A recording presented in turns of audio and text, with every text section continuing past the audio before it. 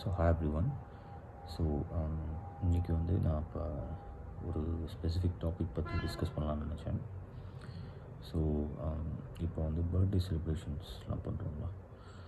So that could be a personal preference. Some வந்து they want to do some celebrations, they are used to it, but some don't really think it's needed, and they don't really do much. So இந்த மாதிரி வந்து celebrations வந்து நம்ம பண்ணணுமா அப்படின்னு நம்ம யோசித்தோம் அப்படின்னா, இப்போ ஒவ்வொரு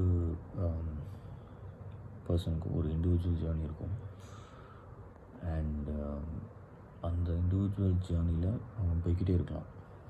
but at some point of time எல்லோரும் சேர்ந்து அதை டிஸ்கஸ் பண்ணுறோம், ஒரு கேதரிங் மாதிரி கொண்டு போகிறோம். More like it's not more of a celebration, it's more like a gathering. Okay, so வேறென் நீங்கள் வந்து சேர்ந்து கொலாபரேட் பண்ணி சில விஷயங்கள் பண்ணுறீங்க, சில டைம் ஸ்பெண்ட் பண்ணுறீங்க. ஸோ ஒரு ஃப்ரெண்ட்ஷிப் டெவலப் ஆகுது, ரைட்?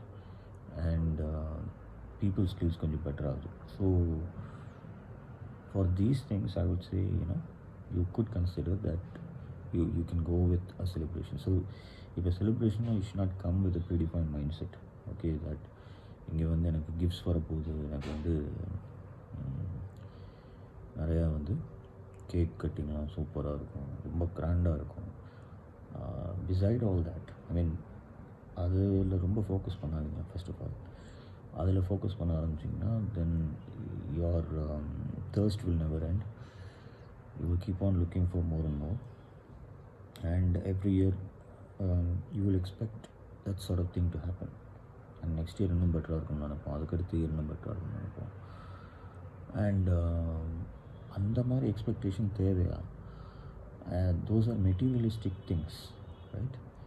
ஸோ அது மேலே நம்ம ரொம்ப இன்ட்ரெஸ்ட் காமிக்க ஆரம்பிச்சோன்னா அது வேறு ட்ராக்கில் போக ஆரம்பிச்சிட்டோம். பட் நான் என்ன சொல்ல வரேன்னா, இப்போ பீப்புள் வந்து நம்ம கேதர் பண்ணுறோம், மீட் பண்ணுறோம், பேசுகிறோம்.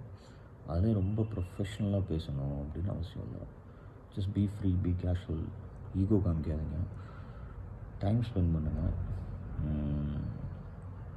One person to another wish பண்ணுங்கள், wish for others happiness, right? And try to maybe solve some problems. So அவங்களுக்கு ஏதாவது ப்ராப்ளம் இருந்தால் அதுக்கு ஏதாவது சொல்யூஷன் இருக்கா, maybe what you can offer, right? And just have a laugh, just have some fun, right? So for that purpose I would say you need to in fact consider going for celebration. Not only for birthday, some event or something, but there has to be a reason. Okay, but ரேண்டமாக நம்ம பீப்புளை gather பண்ணி வாங்க அப்படின்னு சொன்னால் யாரும் வர மாட்டாங்க. ஸோ இந்த மாதிரி பர்த்டே செலிப்ரேஷன் சொல்லலாம், யாராவது வருவாங்க, ஒரு ஃப்ரெண்ட்ஷிப் டெவலப் ஆகும். So some kind of interaction opens up, right? So otherwise நம்ம will be in our own hole, right? And will not even see what's happening with other people's lives. And it somewhat like when you'll feel like in a restricted space, right? So if you don't want to be that, okay, you can go ahead, go with the celebrations, but don't அதாவது இந்த கிராண்டாக பண்ணணும், ரொம்ப ஸ்பெஷலாக இருக்கணும், அந்த மாதிரி mind செட்டுக்கு போயிட்டோம் அப்படின்னா அது ரொம்ப மெட்டீரியலிஸ்டிக்காக இருக்கும். ஓகேவா? And people who come there will not feel very comfortable. People from all statuses would come there, right? And you're going to treat them all as equal. That's the important thing, right? They've come there, they've spent their time for you, that's the most important thing. And they're giving their well wishes to you. That's the thing, right? அதை தாண்டி வந்து நம்ம மெட்டீரியலிஸ்டிக்காக ஃபைனான்ஷியலாக மட்டும் இவ்வளோ gift கொடுத்தாங்க, இவ்வளோ contribute பண்ணிட்டாங்க, இவ்வளோ இது பண்ணிட்டாங்க, அந்த மைண்ட் செட்டுக்கு மட்டும் போயிடாதீங்க. ஓகேவா? then you will start think less of people who don't contribute much, right? So that's not a healthy atmosphere. So I would say try and avoid that sort of situation.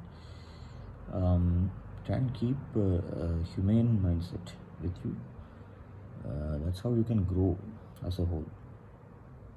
ஓகேவா? இல்லைன்னா it's more like it becomes more like a competition. இவன் இவ்வளோ போட்டார், நான் இவ்வளோ போடணும், இவ்வளோ போட்டார், இவ்வளோ போடணும் அப்படின்னு. நீ சொந்தமாக சம்பாதிச்சு உனக்கு வர்றதுக்கு உனக்கு ஒரு இது இருக்கணும்.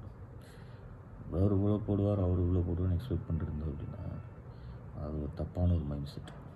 ஓகேவா? So that's what I wanted to cover in this video. Thank you.